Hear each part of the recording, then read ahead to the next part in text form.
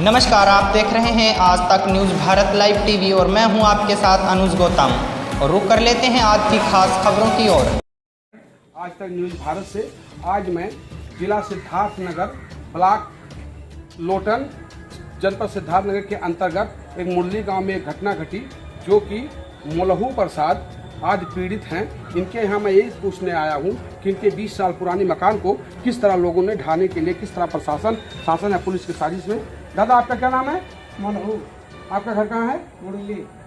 आपके साथ क्या घटना घटी? आपके यहाँ कौन कौन आया था? आपका मकान जो क्या गिराने आए थे? आपका दीवार। आपका दीवार कब बना था? हो गए 25 साल।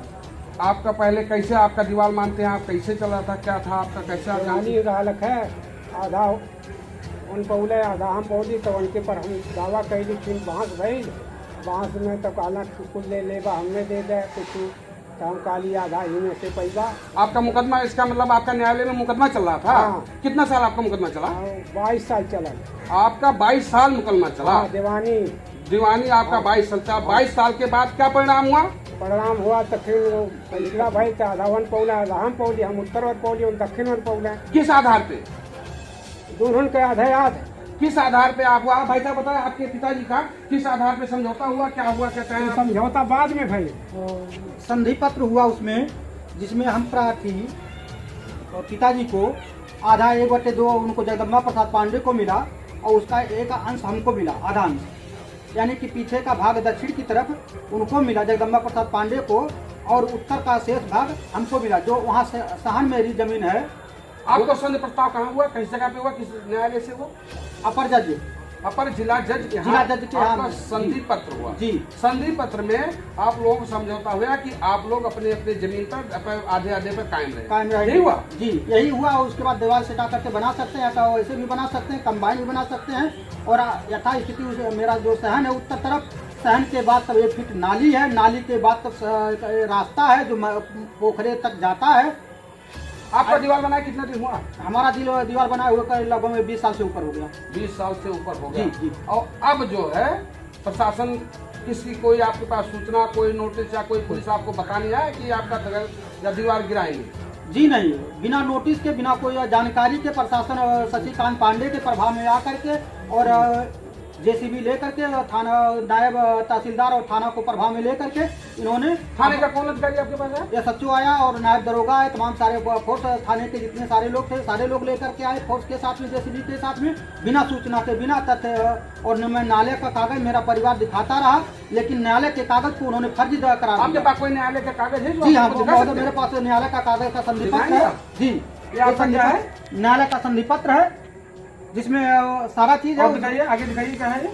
न्यायालय का संधि पत्र इसमें, जिसमें कोर्ट कमिश्नर का नक्शा है, जिसको कोर्ट कमिश्नर के नक्शे के और दिखाइए आपके पीछे क्या लिखा हुआ है इसमें, बैक साइड में उसके क्या है, क्या आदेश क्या है? आप आदेश बताएंगे क्या इसमें?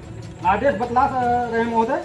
इसमें लिखा है कि 6/10/78 में कहा गया वह अक्षर में प्रदर्शित किया गया, विवादित मंडीला यम अक्षर से प्रदर्शित किया गया। उसके उत्तर तरफ पूर्व पश्चिम को रास्ता तथा उक्त रास्ते से सटी हुई दक्षिण एक नाली पूर्व पश्चिम का है, पोखरे को तक चली जाती है। उक्त नाली से दक्षिण टीमर के मकान, उत्तरी दीवार, उत्तरी दीवार तक उक्त संपूर्ण विवादित जमीन 1/2 भाग जाने पर ये आदेश कब का है? कितना तारीख का? कौन सा तारीख? 25/1/2000 का संधि पत्र, 2000 का, यानी कि 22 साल पहले का आपका ये आदेश है। जी। आज 20 साल तक आपके दीवार पे किसी ने, कोई प्रधान ने आपत्ति नहीं किया, ना कोई ग्राम प्रधान ना आपत्ति किया। ये जो इस समय जो आपका आपत्ति किया है, जो उसके प्रभाव में आप बता रहे, ये मौके पर ग्राम प्रधान है, ये क्या है? वो ये इनके पिता भी प्रधान थे और ये प्रधान पुत्र है पुराने।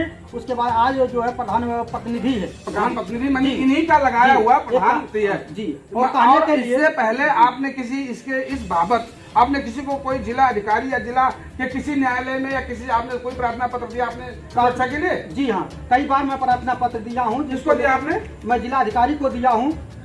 आप देखिए भाइयों, आपने जिला अधिकारी महोदय सिद्धार्थनगर को भी अपने बाबत सारी प्रार्थना पत्र देके अवगत कराया गया, लेकिन किसी ने भी इनकी बात को ना सुनते हुए जिला प्रशासन के नायब तहसीलदार कोतवाल जो है अपर जिला जज के आदेश के विरुद्ध भी इन्होंने बुलडोजर लेके आए, जबकि ये नियमानुसार गलत है। सरकार की जो मंशा है तो अपराध व अपराधियों के लिए बुलडोजर चलाया जाता है, ना कि गरीबों के लिए। 20 साल पुरानी खंडर को लेकर के अगर एक करता तो एक जाति भावना से करता है, एक गरीब आदमी को प्रताड़ित किया जा रहा है।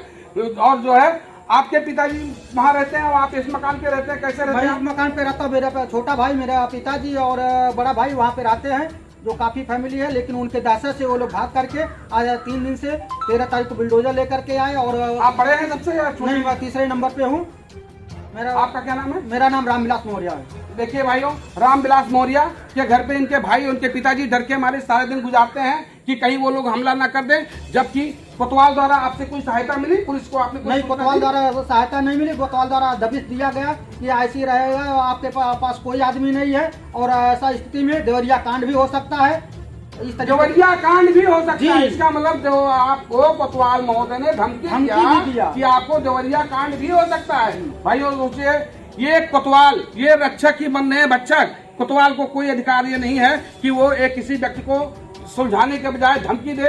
ये कोतवाल धमकी दे रहा है, और क्यों धमकी दे रहा है महोदय, आप बताइए क्यों ऐसा कर रहा है? आपसे कोई दुश्मनी, आपसे कोई वो लालच? जी नहीं, 3 तारीख को 3/10 को मुख्यमंत्री पोर्टल पे ऑनलाइन में कंप्लेंट डाला था, जिसको विपक्षी को लेकर के कि मेरे सहन जमीन को जो है उसको अवैध रूप से रास्ता निकलवाना चाहता है शशिकांत पांडे, जो काफी मनबर गोलबंद दबंग किस्म का आदमी है, जो हमेशा उसके पास सफाई नेता भी है और पेशे से शिक्षक भी है माध्यमिक विद्यालय शिवाजी का। लेकिन खाली कहने के लिए वो मास्टर है, लेकिन खाली काम राजनीति का करता है। दिन भर घूम घूम करके राजनीति करता है और पढ़ाने का नाम पे खाली वो पैसा लेता है।